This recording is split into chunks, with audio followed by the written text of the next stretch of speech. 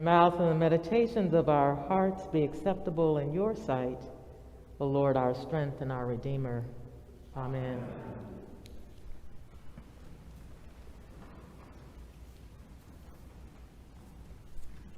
Reversing the COVID slump. It's the name of a webinar that I watched a couple of weeks ago. It included 3 priests sharing things that had worked or not worked in their parishes since the pandemic. Some things were new to me. They had outdoor concerts, food trucks, online visitor card registration, Mardi Gras curbside pancake pickup. It also included some things that we've done: outdoor worship, gift bags for children in different seasons, phone tree, in-person worship, Facebook, Zoom, and YouTube. They talked about the importance of asking the question, what is working now, and what is it that we need to just let go of? There was a reference to a book that projects the pandemic will not end until 2025. Now, none of us on the webinar, none of you want to think that that's going to happen. That's kind of even more, it's not encouraging. Now, one statistic that was shared is that 20 to 30% of worshipers across denominations have decided not to come back to church, period. They've decided that the lives that they lead are perfectly fine without church engagement. So this remains a curious time of loss and readjustment. In the past 2 years, loss has become an all too familiar theme. Loss of life, loss of jobs, loss of home, declining health. Favorite restaurants have disappeared. Retail stores, once thought to be steady and forever fixtures in the economy, filing for bankruptcy and vanishing. Loss of the way things used to be. Now, of course, we have lost members over the years for various reasons. Some have transferred their memberships to other churches. Some are worshiping in other churches. Some have died. And still others are among that 20 to 30% who won't be coming back to church, period. In-person worship numbers here have noticeably changed. We now have across 6 different areas of defined worship. 6, 8 o'clock, 10:30, 3 remote streams, then a 6 o'clock service. Then also there are people who watch by YouTube at their leisure. That's a lot of people scattered places, here and there, in groups as well as on their own. Now we can become stuck with loss and change and embroiled with grief. Or we can find a way to move beyond our losses and embrace new days ahead and ask God, what's next? One thing to consider is the importance of welcome. Welcome that we extend to one another that we know and are comfortable with, and then the welcome that we should be extending to those who are new. Although Zoom is not everyone's favorite, relationships have been established through Zoom and deepened. We wear masks to church, revealing just our eyes and also a glimpse of facial expressions that lie just beneath. Connections are made regardless. All is not lost. This afternoon we'll have our annual meeting by Zoom. Today's date was selected back in the fall, and the vestry decided to start having First Sunday fun and fellowship. And I looked ahead and I said, yes, let's do that on the first Sunday in February. Annual meeting in the parish hall. First Sunday, fun, fellowship, and food. But then Omicron came along. And I lament the fact that that opportunity is not here for us today. But it will come back at some point in the future. The annual meeting report was sent out online. There are hard copies in the inner narthex. The cover reflects a multi-generational opportunity that we had in the fall to gather together outdoors where we created a mandala. It was great fun. Last year we returned to in-person worship on Easter Sunday, and then on St. Bart's Day added 3 services. From adult formation to ministry with children, youth, and families, Episcopal church women to the men of St. Bart's, outreach and social justice, and so much more. I encourage you to read through the report and see what's happening here at St. Bart's. Over the past year, we gained new members through confirmation, baptism, and membership transfer. And still others have begun worshiping with us regularly in person as well as by Zoom. Already this year, someone has inquired about baptism and confirmation, and 3 more have asked about confirmation. Welcome in the midst of activity is so important. And how community is built and sustained, even more so. We can welcome and say hello, but then there's the next step of engagement, getting to know.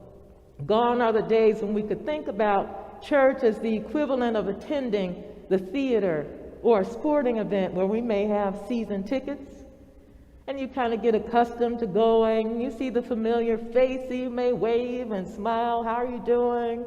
Maybe a little bit of chit-chat here and there. And then suddenly, you happen to notice after 4 or 5 events, those nice folks aren't there anymore. What happened? You don't know how to reach them. You may or may not know what their names are. That's not what it means to be the church.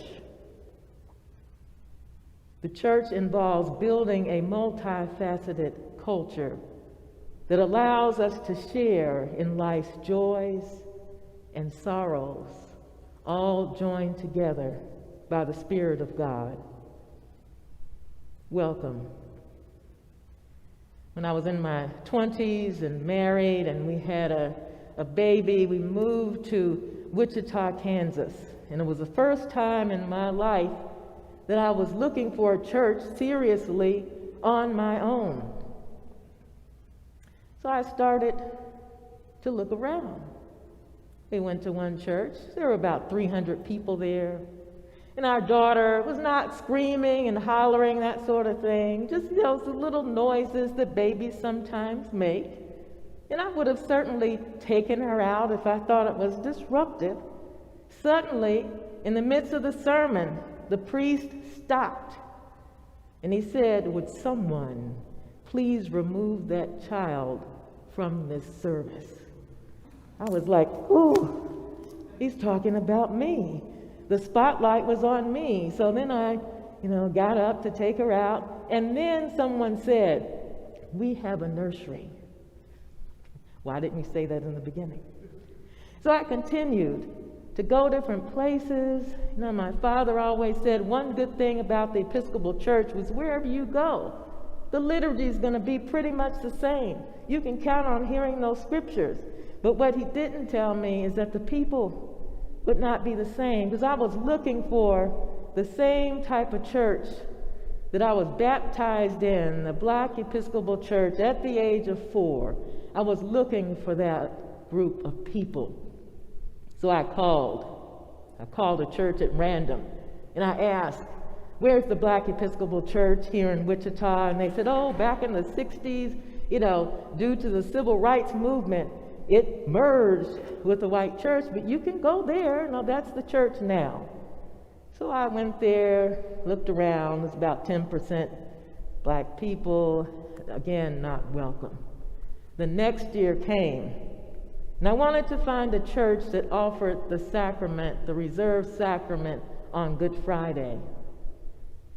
I called around and found one that was all the way on the other side of town, past every Episcopal church. I went there on Good Friday. They said, "Are you going to come back on Easter?" Well, yes, I'm looking for a place. Came back on Easter, was warmly welcomed, so much so that I transferred my membership.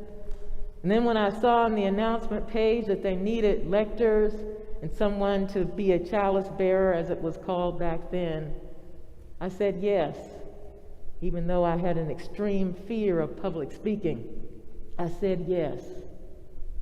Now, the important thing about this story is two things. One, when I shared with the folks I was so glad to find a new church home and how I hadn't been welcomed at other places, they said, "Well, we all have come from someplace else due to our jobs transferring us here, Boeing, Cessna, places like that, Air Force Base." And so they knew what it meant to be searching for a place, a faith community, a place to call home. And so they automatically extended that welcome.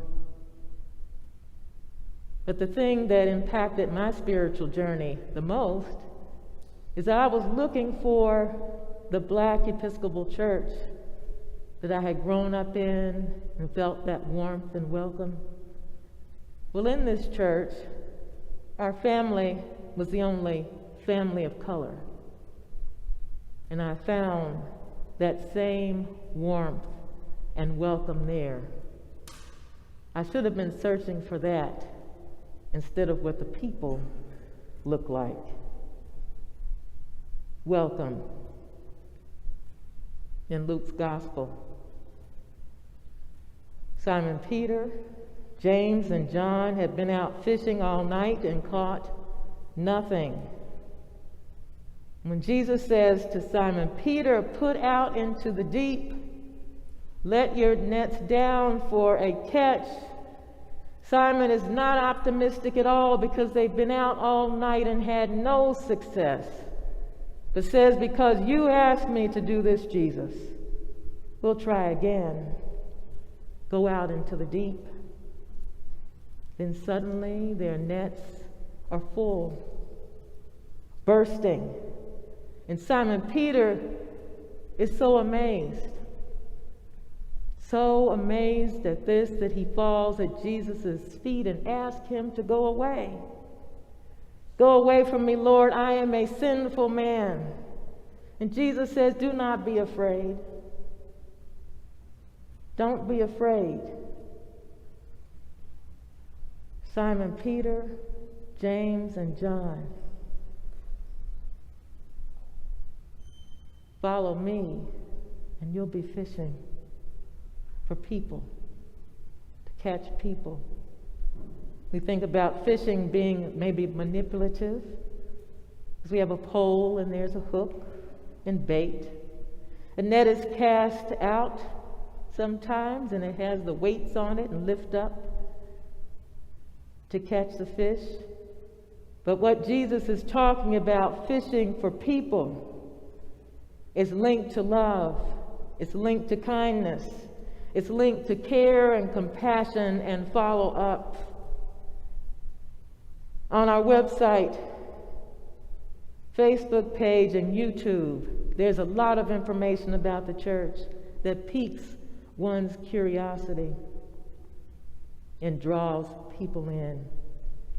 I believe God has something for us to do to be fisherfolk in this year 2022. Wait a minute, I forgot my other prop here. We have to have a hat on, that has the cross of Christ. If we're going to be fishing for people, we think about having a fishing pole. And on the end of this pole is the worm There's a hook right here that we might use to catch a real fish. But the fish that we use is the ichthus. This is the symbol that the early Christians would draw on the ground to make certain others were part of the faith. This is the draw that we use to catch the people, to draw people to Christ. And we don't talk about evangelism in the Episcopal Church, but this is what it's about. And it's born out of the fact that we recognize that at some point in life, you may have had a conversion experience like the Apostle Paul, who said he was not worthy, but Jesus appeared to him. You may have had a conversion experience like the prophet Isaiah. The prophet Isaiah, who writes in the year that King Uzziah died, which means death. After King Uzziah died, the Judeans became subject to oppression from the Assyrians. Their lives were not as carefree as before. Peter, James, and John decide to leave everything. Can you imagine what that took? To leave everything to follow Jesus. No, we don't think about today, I'm going to leave my home, or I'm going to stop driving a car, or I'm going to walk, but it's about changing who we are on the inside. So that the Spirit of God is evident, particularly in this day and time when there is so much division in the world. So many things that are not positive, they are negative. But in the letter to the Philippians, we are called to think on things that are good, things that are holy, things that are just. And those are the things that we share with one another when we come into this space. Not division, but focusing on the love of God and the ways in which God shows up in our life, not to be overshadowed by the conflict that we face. So I conclude with this prayer. You've heard it before, most likely. But in order to be a fisherfolk in 2022, we have to be disturbed. Disturb us, Lord, when we are too well pleased with ourselves, when our dreams have come true because we have dreamed too little, when we arrive safely because we sailed too close to the shore.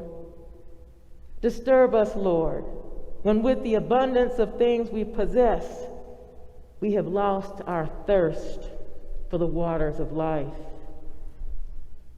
Having fallen in love with life, we have ceased to dream of eternity. And in our efforts to build a new earth, we have allowed our vision of the new heaven to dim. Disturb us, Lord, to dare more boldly, to venture on wider seas where storms will show your mastery, where losing sight of land we shall find the stars.